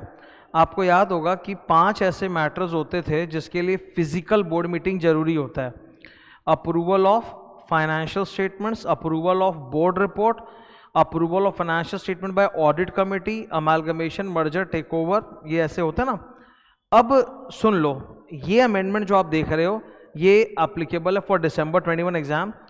कोरोना की वजह से ये टेम्पररी अमेंडमेंट आया था कि ऑल दोज मैटर्स जिसके लिए कंपलसरी फिजिकल बोर्ड मीटिंग करना पड़ता है वो वर्चुअल भी आप कर सकते हो टिल दिस पीरियड। तो वो एक्सटेंड होते होते होते होते लेटेस्ट 30 जून तक गया था, ठीक है, और यही तुम्हारे एग्जाम में एप्लीकेबल है। फिर बाद में अमेंडमेंट आया नया जो तुम्हारे एग्जाम के लिए एप्लीकेबल नहीं है, जो May 22 ऑनवर्ड्स एप्लीकेबल है, ये वाला हटाई दिया, अब परमानेंट हटा दिया। अब बोला कि वो 5 मैटर हट गया, रूल 4 इज ओमिटेड। अब कोई भी ऐसा मैटर नहीं जिसके लिए फिजिकल बोर्ड मीटिंग कंपलसरी हो, क्योंकि कोरोना की वजह से फिजिकल मीटिंग नॉट पॉसिबल। तो पहले तो ये लोग एक्सटेंड करते रहे कि उन 5 मैटर के लिए जिनमें फिजिकल मीटिंग जरूरी है वो भी फिजिकल ना करके वर्चुअल कर लो, इस तारीख तक, इस तारीख तक, इस तारीख तक, इस तारीख तक। फिर बोला हटा दिया, जरूरी नहीं, जाओ, परमानेंट अमेंडमेंट हो गया, ठीक है। तो तुमको ये मेरा एक्सप्लेनेशन में डाल दिया है, ठीक है। ये अमेंडमेंट दिसंबर 21 के लिए फॉर फ्यूचर टर्म रूल 4 हटा दिया, मतलब अब ऐसा कोई मैटर है ही नहीं जिसके लिए फिजिकल बोर्ड मीटिंग चाहिए। पर तुमको याद रखना है तुम्हारे एग्जाम के लिए कि वो 5 मैटर्स के लिए physical board meeting is not needed up to 30 June 2021, ठीक है। क्लियर? छुटकू सा अमेंडमेंट था। Major amendment schedule 5, other director word includes non executive director, independent director. Next, in case of losses or inadequate profit, remuneration can be paid as per schedule 5 slab 2 managerial person or other directors. How much can be paid? ये रहा slab, 60 lakh divide by 5 divide by 5 divide by 5, ठीक है, 12, 84 by 5 करोगे तो 17 से थोड़ा सा कम आएगा, अप्रोक्सीमेटली 17 आएगा, 24। ओके, इन्होंने वही किया। तो सबसे बड़ा अमेंडमेंट है, पहले लॉसेस में सिर्फ आप एमडी डब्ल्यूटीडी मैनेजर को दे सकते थे, अब आप नॉन एग्जीक्यूटिव को भी दे सकते हो, उनको भी स्लैब में शामिल कर लिया और उनका अमाउंट जो डिवाइड बाई 5 करके है, ठीक है। इसका तो सबको याद रहता है 60, 84, 120 डिवाइड बाई 5 करो, 12, 17, 24, फिर 24 प्लस 0.01%, ओके। ये था शेड्यूल 5 का अमेंडमेंट, जबरदस्त। इससे बहुत सारे आंसर्स में फ़र्क पड़ेगा, अपने को याद रखना है। ऐसे है मामूली कि भैया नॉन एग्जीक्यूटिव को भी दे सकते हैं और इतना दे सकते हैं, दैट्स ऑल। 17 नंबर पेज में ये जो अमेंडमेंट है ये अमालगमेशन चैप्टर का है, और सर ये सेक्शन नंबर 236 से कनेक्टेड है। मैंने बहुत, ये एक नया रूल आया है, रूल 26A, रूल 26A, ये रहा रूल जो इस सेक्शन से कनेक्टेड है। मैं इसकी स्टोरी तुमको पहले सुना देता हूँ, नहीं तो तुमको ये फिर लिखा हुआ समझ में नहीं आएगा। हालांकि मैंने इसको सिंप्लीफाई तो बहुत ही कर दिया, पर फिर भी सुनना मेरी बात को, हाँ ध्यान से। Sorry sir, what is section 236? Section 236 था, 235 अलग है, 236 अलग है। 236 था कि कोई कंपनी है, बड़ी कंपनी, जो ऑलरेडी किसी कंपनी में 90% स्टेक होल्ड करता है, ऑलरेडी करता है, डन, ठीक है। So there is a acquirer company and there are persons acting in concert, जो मिलाकर किसी कंपनी का 90% ऑलरेडी होल्ड करते हैं। नाउ 10% और less of the shares are held by minority.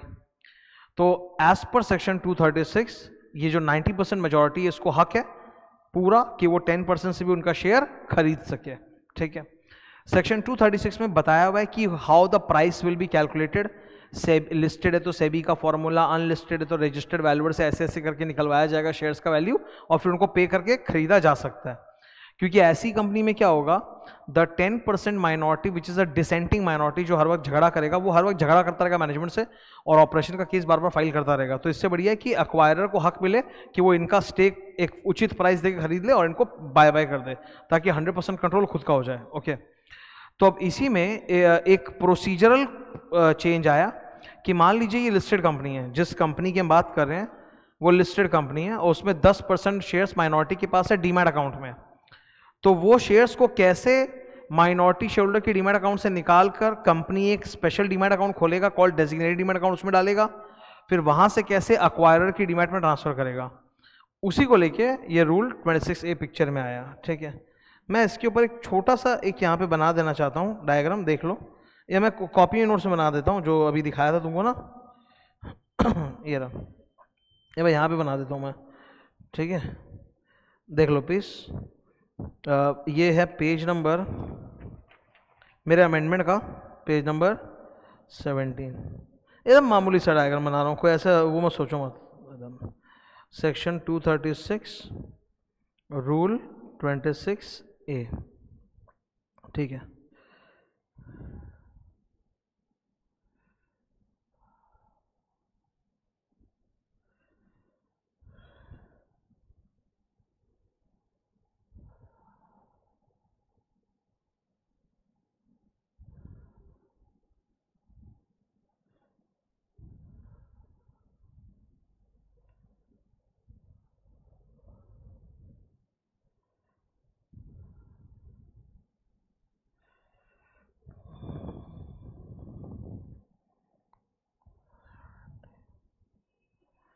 NSDL CDSL क्या होता है? डिपॉजिटरी, क्योंकि डीमैट शेयर्स है।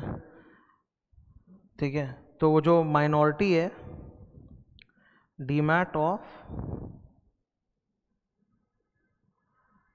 डिसेंटिंग माइनॉरिटी शेयर होल्डर्स, जो बदमाशी कर रहे हैं 10% वाले, उनके अकाउंट से ट्रांसफर हो जाएगा to a designated demat account of company. Company एक स्पेशल डीमैट अकाउंट खोलेगी इस पर्पस के लिए, और फिर उस डीमैट अकाउंट से ट्रांसफर हो जाएगा to the demat of acquirer. Acquire मतलब वही जिसका 90% स्टेक जिसके पास ऑलरेडी है। ठीक है, तो फंडा क्या होता है कि ये वाली जो कंपनी है जिसके शेयर्स की हम बात कर रहे हैं, ठीक है, अक्वायरर इनको पैसा दे देगा, प्राइस ऑफ द शेयर्स, ये लोग इसके लिए प्राइस होल्ड करके बैठे हैं, पैसा प्राइस हाथ में रखा हुआ है कि इनको देंगे और उससे शेयर शिफ्ट करवाएंगे। तो पहले रूल 26 से मैं तुमको एक बार ओरली ऐसे बता देता हूँ, फिर वहां से दिखा दूंगा। मैंने बहुत सुंदर उसको बनाया ताकि तुमको इजीली समझ में भी आ जाए। सुनो स्टोरी क्या है। Suppose I am that listed company, I am that listed company, मेरे को इमेजिन करो ताकि इशारा मेरा समझ सको। I am the listed company, मेरे अंदर 90% स्टेक ऑलरेडी अक्वायरर होल्ड करके रखा है, कोई बड़ा कंपनी है, and together with this group companies called persons acting in concert, जो ऑलरेडी मेरे अंदर 90% होल्ड करके रखे हैं। नाउ मेरे कुछ माइनॉरिटी शेयर होल्डर्स है जिनके पास समूचा 10% है।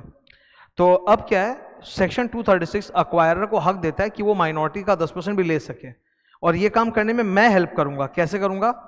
मैं NSDL को नोटिस दे दूंगा। ठीक है, मैं NSDL को नोटिस दे दूंगा, मैं इनको भी बता दूंगा।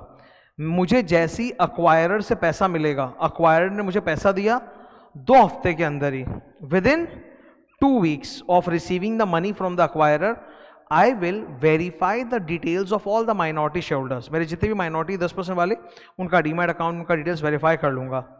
उसके बाद मैं उनको एक नोटिस भेजूंगा कि भाई आपका जो पैसा है वो आ गया मेरे पास, अब आप या तो खुद ही अपने डीमैट अकाउंट से अपना शेयर अक्वायरर को दे दीजिए, नहीं तो हम छीन लेंगे 1 महीना बाद। और मैं नोटिस भेज के उसमें 1 महीने बाद का एक कट ऑफ डेट डाल दूंगा। The cut off date is the date when the account of the minority demat account will be debited, और उसके डीमैट अकाउंट से शेयर्स निकाल के कंपनी के डेजिग्नेटेड डीमैट अकाउंट में आ जाएगा। ठीक है, वो होता है कट ऑफ डेट। तो मैं स्पेशल नोटिस भेजूंगा जिसमें कम से कम 1 महीना या उससे बाद का मैं कट ऑफ डेट अनाउंस करूंगा कि आज से 1 महीने बाद है या उससे आगे है थोड़ा, उससे बाद है थोड़ा। तो I will send a special notice to all of them. I will put that notice on my website. I will publish that notice also on 2 leading newspapers, जहाँ पे उस इलाके में जहाँ मेरा रजिस्टर ऑफिस सिचुएटेड है, ताकि सबको पता चल जाए। Now within 1 month there is a cut off date, और कट ऑफ डेट के दिन क्या होगा, मैं डिपॉजिटरी को पहले से बता दूंगा।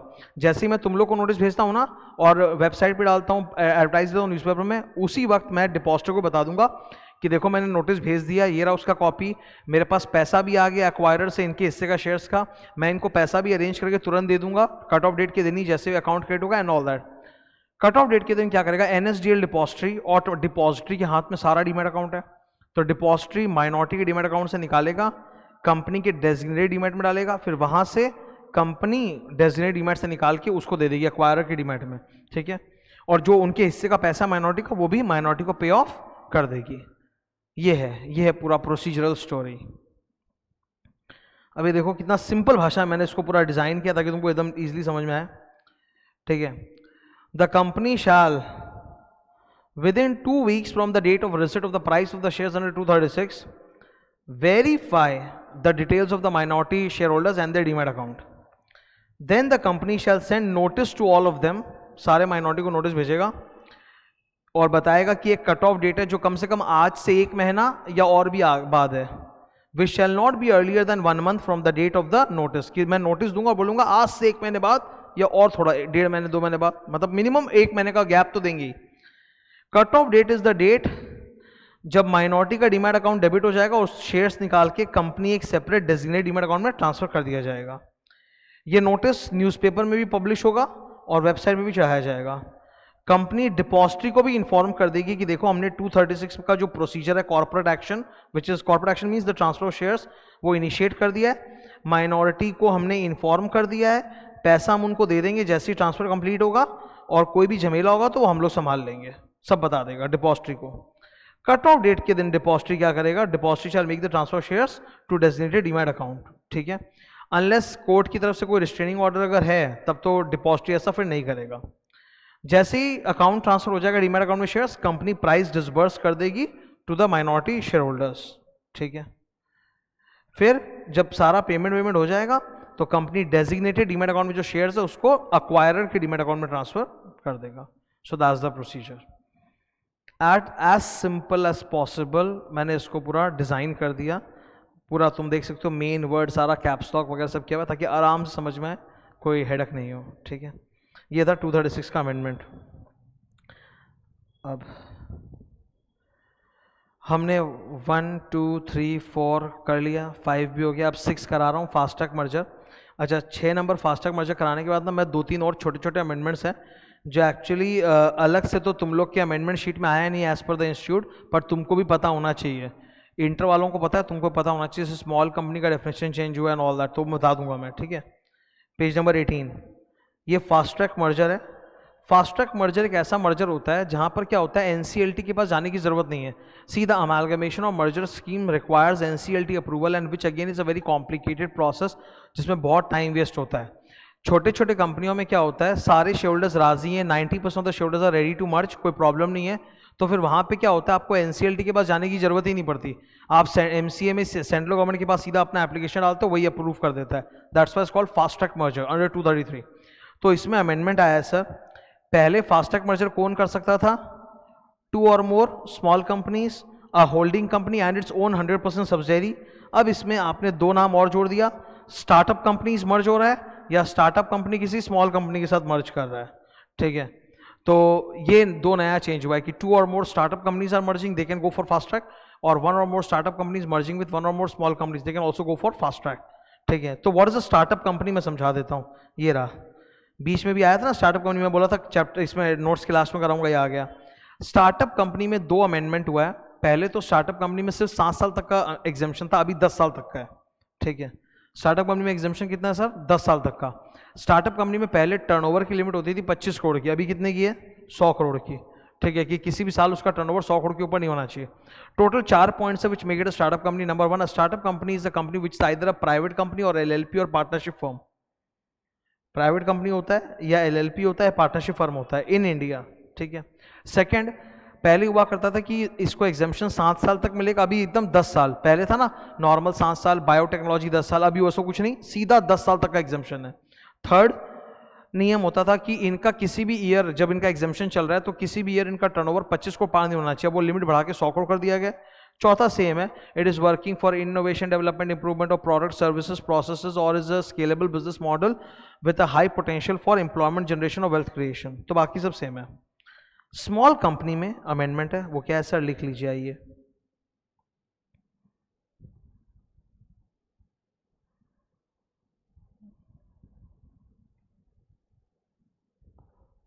स्मॉल कंपनी में जो लिमिट्स है वो बढ़ गई है, मतलब बढ़ा दी गई है। Paid up share capital less than equal to 2 crore and turnover less than equal to 20 crore, ये अमेंडमेंट है। ओके पहले ये तुमको याद होगा स्मॉल कंपनी की लिमिट्स होता था 50 lakh 2 crore, paid up capital 50 lakh, turnover 2 crore, अभी वो बढ़ा के 2 करोड़ 20 करोड़ हो गया है। मतलब कल तक जो टर्नओवर का लिमिट था वो पेड अप कैपिटल का लिमिट है 2 करोड़ और टर्नओवर 20 करोड़ तक पहुंचा दिया। दैट्स बिग अमेंडमेंट, ठीक है। तो स्मॉल कंपनी का क्लियर है, एक ये अमेंडमेंट याद रखना। ये सब अलग से मेरा डाला वैसे यूट्यूब में, पर मतलब अलग से एक बार यहाँ पे भी बता दिया तुमको। स्मॉल कंपनी की लिमिट्स पहले कितनी थी सर? 50 लाख थी और 2 करोड़ थी, तो वो 50 लाख कट के अभी 2 करोड़ हो चुका है और 2 करोड़ कट के 20 करोड़ हो चुका है, ठीक है। Another amendment is listed company का डेफिनेशन में सर चेंज हुआ है, ठीक है। लिस्टेड कंपनी का अपना सेक्शन होता है 2 का 52। ये अमेंडमेंट भी अलग से बना के यूट्यूब में डाला हुआ है, पर फिर भी तुम्हारे नॉलेज के लिए बता रहा हूँ। पहले इन्होंने लिस्टेड कंपनी को बहुत बड़ा कर दिया डेफिनेशन डाल के, 2017 में अमेंडमेंट आया था और लिस्टेड कंपनी में सबको लेने लग गए थे। बोला प्राइवेट कंपनी अगर उसका प्राइवेट कंपनी का non convertible debenture private placement basis पे इशू किया था और लिस्टेड है तो वो भी लिस्टेड माना जाएगा। तो इसीलिए मैं इतना पढ़ाया कि लिस्टेड कंपनी में पब्लिक भी आता है, प्राइवेट भी आता है, ऑल दैट। फाइनली इन्होंने अमेंडमेंट किया, बोला वो सब टुन्नू मुन्नू को अपने लिस्टेड नहीं मानेंगे। मतलब यहां पर अब as per the, I will teach you the definition but I am telling you, as per the new definition, the listed company simply includes those big names that you have heard, all those public companies which are listed on the main board of the stock exchange। अब वही है, ठीक है। इसमें से उन्होंने 3 जन को हटा दिया। Following companies are not considered as listed company। तो कंपनी लॉ के अंदर अब कभी भी लिस्टेड कंपनी वर्ड आएगा अलग अलग सेक्शंस में, तो उसमें आप इन सब कंपनियों को मत लेना। किसको नहीं लेंगे सर? नंबर 1 पब्लिक कंपनी, वो पब्लिक कंपनीज जिनका इक्विटी शेयर लिस्टेड नहीं है पर जिनका नॉन कन्वर्टेबल डिबेंचर या नॉन कन्वर्टेबल प्रेफरेंस शेयर जो इन्होंने प्राइवेट प्लेसमेंट बेसिस पे इशू किया था वो लिस्टेड है, ठीक है। Equity share not listed, only non-convertible debenture issued under section 42 that is private placement is listed, या फिर only non-convertible preference shares issued under private placement is listed। तो इक्विटी शेयर लिस्टेड नहीं, खाली ये सब डिबेंचर और प्रेफरेंस शेयर्स वो भी प्राइवेट प्लेसमेंट बेसिस पे दिया था, आईपीओ नहीं, वो खाली लिस्ट किया है, तो उसको अपनी लिस्टेड पब्लिक कंपनी मानेंगे ही नहीं, ठीक है। हाँ लेकिन सर अगर इन्होंने डिबेंचर का आईपीओ किया था तो लिस्टेड है, ठीक है। बोला प्राइवेट प्लेसमेंट, क्या बोला? प्राइवेट प्लेसमेंट पे किया था, ठीक है। Second private companies, private company का ना इक्विटी का भी लिस्टेड हो भी नहीं सकता, इनका सिर्फ वो एनसीडी एनसीपी लिस्टेड होता है। NCD issued under 42 that is private placement is listed. तो बोला इसको भी अपने लिस्टेड अब से नहीं मानेंगे। यही तो सबसे बड़ा कल्प्रिट था कि बहुत सारी प्राइवेट कंपनी है जो बैंक्स को डिबेंचर इशू करती थी 5-5 छोड़कर, और बैंक बोलते थे कि इसको ना नेशनल स्टॉक एक्सचेंज का जो स्मॉल एक्सचेंज है उस पर लिस्टिंग करा लो, आईटीपी प्लेटफॉर्म पे लिस्टिंग करा लो, ठीक है। तो इस वजह से इनको लिस्टेड माना जाता था, अब इनको हटा दिया, बोला तुम लोग भी लिस्टेड नहीं हो। थर्ड वो पब्लिक कंपनी जिनका इक्विटी शेयर इंडिया में लिस्टेड नहीं है, listed outside India but not in India, तो उनको भी अपने कंसिडर नहीं करेंगे। इंडिया के बाहर लिस्टेड है, इंडिया में नहीं है, तो कंसिडर नहीं करेंगे। नाउ डेफिनेशन पढ़ने के लिए इतना बड़ा है, तुमको ये प्रिंटेड चाहिए तो ये मेरा यूट्यूब में डाला हुआ होगा, मेरे चैनल में सर्च करोगे ना स्मॉल कंपनी अमेंडमेंट या लिस्टेड कंपनी अमेंडमेंट, जो है 2 ठो में कराया हूँ तुमको, ये सबके लिए था इंटर फाइनल, और ये अलग से लेके यूट्यूब में डाला हुआ है। यहाँ पे शॉर्ट में बता दिया, कल को तुमको जाने का टाइम नहीं है तो। स्मॉल कंपनी में ये टर्नओवर चेंज हुआ और लिस्टेड कंपनी में ये सब फालतू लेना बंद कर दिया। मतलब listed company simply means the listed big companies that you know that I know, only they will be regarded as listed. Those public companies जिनका इक्विटी लिस्टेड नहीं है पर non convertible debenture preference which was issued on private placement basis, only that is listed, they will not be regarded as listed. Private company जिनका non convertible debenture private placement basis पे issue किया गया था वो listed है, वो भी listed नहीं मानेंगे अपने। Third public company whose equity shares are not listed in India but listed on outside stock exchange, India के बाहर, तो उसको भी अपने इंडिया में लिस्टेड नहीं मानेंगे। Now this definition of listed company is applicable only on company law, ये सेबी लॉस की बात नहीं हो रही, सिर्फ कंपनी लॉ। जब कंपनी लॉ लिस्टेड कंपनी को डिफाइन करता है तो उनका बोलने का मतलब है कि हम लोग जहां जहां लिस्टेड कंपनी के ऊपर नियम बनाते हैं वहां वहां हमारा लिस्टेड कंपनी का मतलब है listed big public company. So this is the definition as per company law, not as per other law. बाकी लॉज में हो सकता है बहुत कुछ लिस्टेड हो, पर कंपनी लॉ बोलता है हमारी नजरों में ये 3 तरह की लिस्टिंग को लिस्टेड मानते नहीं है.